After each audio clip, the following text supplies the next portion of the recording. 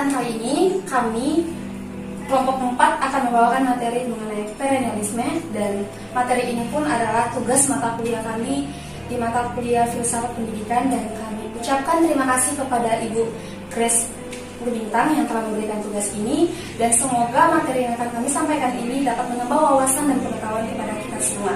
Dan kami akan perkenalkan nama kami masing-masing sebelum kami mempresentasikan materi kami.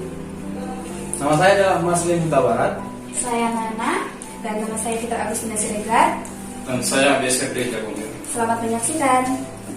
Filsafat dan pendidikan memiliki hubungan yang erat, karena pada hakikatnya pendidikan adalah suatu proses pewarisan dari nilai-nilai filsafat, dan filsafat itu adalah teori umum dari pendidikan. Perennialisme sendiri merupakan salah satu aliran dalam filsafat pendidikan. Dalam kehidupan modern saat ini banyak terjadi krisis kehidupan, terutama dalam bidang pendidikan. Nah, untuk mengembalikan keadaan krisis tersebut, maka perennialisme memberikan solusi, yaitu dengan cara kembali pada masa lampau yang dianggap ideal.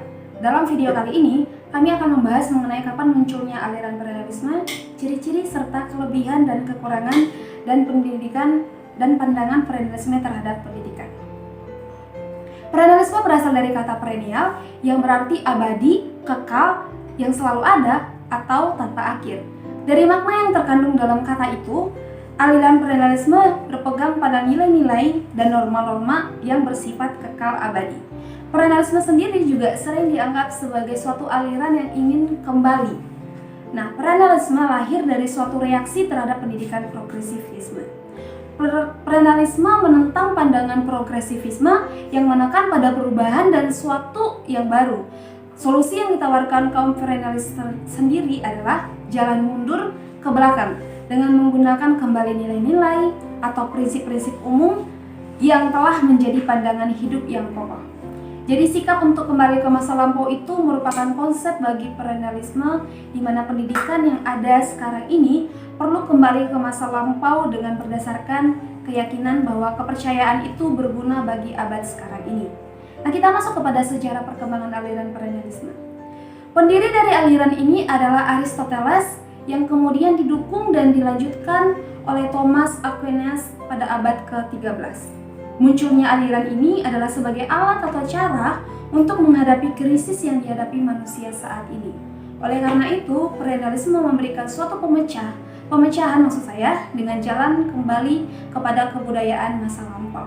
Nah, perennialisme sendiri lahir pada tahun 1930-an sebagai suatu reaksi terhadap pendidikan progresif.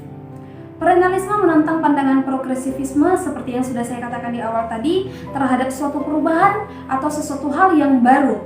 Karena perennialisme memandang situasi di dunia ini penuh kekacauan, ketidakpastian, dan ketidakteraturan, terutama pada kehidupan moral, intelektual, dan sosial kultural. Maka perlu adanya usaha untuk mengamankan ketidakberesan ini.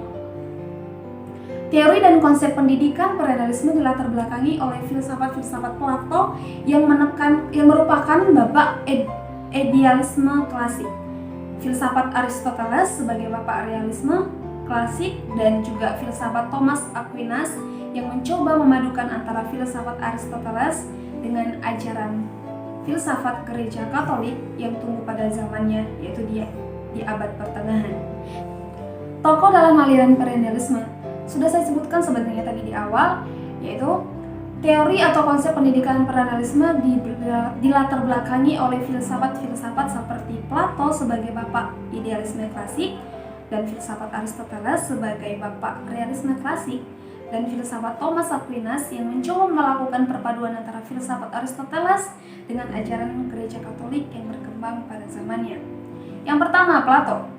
Plato merupakan salah satu filsuf Yunani yang hidup pada zaman filsafat sofisme.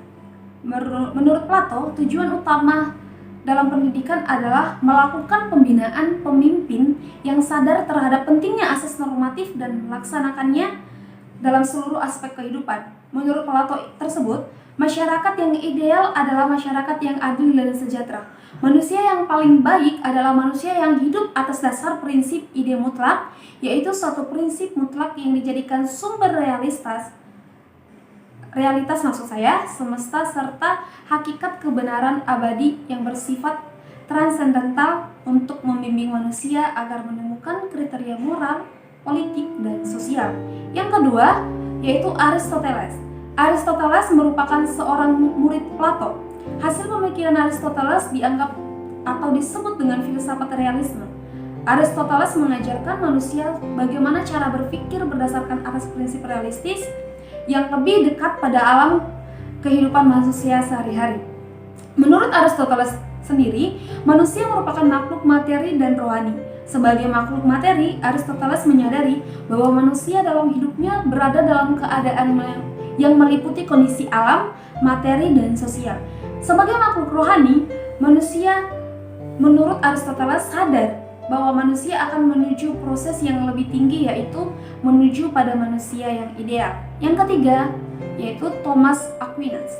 Thomas berpandangan bahwa pendidikan adalah penuntun agar kemampuan-kemampuan yang masih tidur menjadi aktif atau nyata tergantung pada kesadaran tiap-tiap individu. Seorang guru berfungsi sebagai penolong untuk membangkitkan potensi yang masih tersembunyi dari anak agar menjadi aktif dan nyata. Dan mengenai ciri-ciri aliran perennialisme akan dilanjutkan oleh teman saya, Abe. Ciri-ciri aliran perennialisme. Yang pertama, perennialisme mengambil jalan regresif, yaitu kembali kepada nilai dan prinsip dasar yang menjiwai pendidikan pada masa Yunani kuno dan abad pertengahan. Yang kedua, perennialisme beranggapan bahwa realitas itu mengandung tujuan. Yang ketiga, perennialisme beranggapan bahwa belajar adalah latihan dan disiplin mental. Yang keempat, perennialisme beranggapan bahwa kenyataan tertinggi itu berada di balik alam penuh kedamaian. Ya, dan akan dilanjutkan lagi dengan kelebihan dan kekurangan dari aliran perennialisme yang dibawakan oleh saudara Maslim Huta Barat. Kelebihan dan kekurangan aliran perennialisme. Yang pertama, kelebihan. Kelebihannya ada beberapa hal, yaitu yang pertama, perennialisme mengangkat kembali nilai-nilai atau prinsip-prinsip umum yang menjadi pandangan hidup yang kokoh pada zaman kuno atau abad pertengahan. Yang kedua, kurikulum menekankan pada perkembangan intelektual siswa pada seni dan sains. Yang ketiga, perennialisme tetap percaya terhadap asas pembentukan kebiasaan dalam permulaan pendidikan anak. Kecakapan membaca, menulis, dan berhitung merupakan landasan dasar. Yang keempat, perennialisme ini memandang pendidikan sebagai jalan kembali atau proses mengembalikan keadaan manusia sekarang seperti dalam kebudayaan ideal.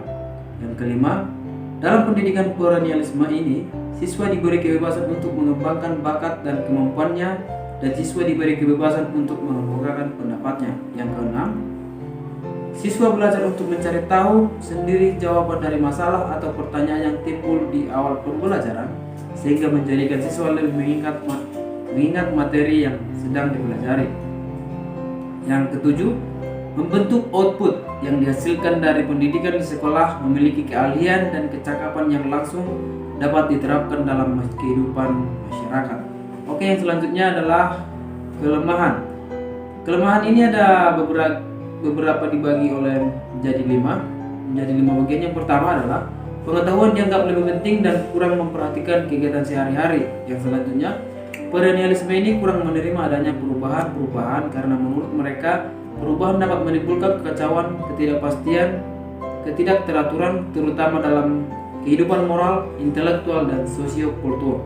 Yang selanjutnya, fokus perennialisme mengenai kurikulum adalah pada disiplin-disiplin pengetahuan abadi. Hal ini akan berdampak pada kurangnya perhatian pada realitas peserta didik dan minat-minat siswa. Yang selanjutnya, mengabadikan kurikulum yang ditentukan yang menjadi tradisi sekolah, mengurangi bimbingan dan pengaruh guru. Yang terakhir, yang kelima, dalam pendidikan perennialisme ini, siswa menjadi orang yang mementingkan diri sendiri. Adapun beberapa pandangan tokoh perennialisme terhadap pendidikan. Yang pertama, Plato, program pendidikan yang ideal harus didasarkan atas paham adanya nafsu, kemauan, dan akal. Yang kedua, perkembangan budi merupakan titik pusat perhatian pendidikan dengan filsafat sebagai alat untuk mencapainya, itu menurut Aristoteles. Yang ketiga itu menurut Thomas Aquinas, pendidikan adalah menuntun kemampuan-kemampuan yang masih tidur agar menjadi aktif atau mental. Adapun pandangan aliran Viranisme terhadap pendidikan ialah sebagai berikut. Yang pertama itu pendidikan. Viranisme memandang pendidikan sebagai jalan kembali atau proses mengembalikan keadaan manusia sekarang seperti dalam kebudayaan masa lampau yang dianggap sebagai budayaan yang ideal. Yang kedua itu tujuan pendidikan. Tujuan pendidikannya adalah membantu peserta didik menyingkapkan dan internalisasi nilai-nilai yang benaran yang abadi agar mencapai kebijakan dan kebaikan dalam hidup. Yang ketiga sekolah. Sekolah adalah lembaga yang berperan mempersiapkan peserta didik atau orang muda untuk terjun dalam kehidupan. Yang keempat, kurikulum. Kurikulum pendidikan bersifat berpusat pada materi pembelajaran. Materi pembelajaran harus bersifat universal dan abadi. Selain itu, materi pembelajaran terutama harus terarah kepada pembentukan rasionalitas manusia. Sebab demikianlah hakikat manusia. Yang terakhir, metode pendidikan atau metode belajar utama yang digunakan oleh Perennialis adalah membaca dan diskusi, yaitu membaca dan mendiskusikan karya-karya besar yang tertuang dalam The Great Box dalam rangka mendisiplinkan pikiran. Jadi kesimpulan dari pembahasan kami mengenai aliran Perennialisme adalah Perennialisme meyakini bahwa pendidikan adalah transfer ilmu pengetahuan tentang kebenaran abadi. Pengetahuan adalah sumber kebenaran. Oleh karena itu pula, maka penyelenggaraan pendidikan pun di mana-mana mestilah sama. Pendidikan mestilah mencari pola agar peserta didik dapat menyelesaikan diri bukan hanya pada kebenaran dunia saja, tetapi hendaklah kepada hakikat-hakikat kebenaran. Demikianlah yang dapat kami sampaikan di video kali ini, dan kami berharap teman-teman dapat menambah wawasan dari apa yang telah kami sampaikan, dan teman-teman boleh juga menambahkan di kolom komentar masukan ataupun kritikan ataupun mungkin penambahan dari apa yang teman-teman tahu tentang aliran Perennialisme tersebut. Kami sampaikan terima kasih dan Tuhan Yesus memberkati. Shalom. Takkan gentar langkahku, kau angkat tanganku di saat ku jatuh. Kaulah sumber kuatku, lembah yang gelap kan ku lewati, sebab Engkau sertaku. Dengan imanku ku diselamatkan oleh kuasa Yesusku. Sorakan haleluya, namamu berkuasa, surga bumi nyata.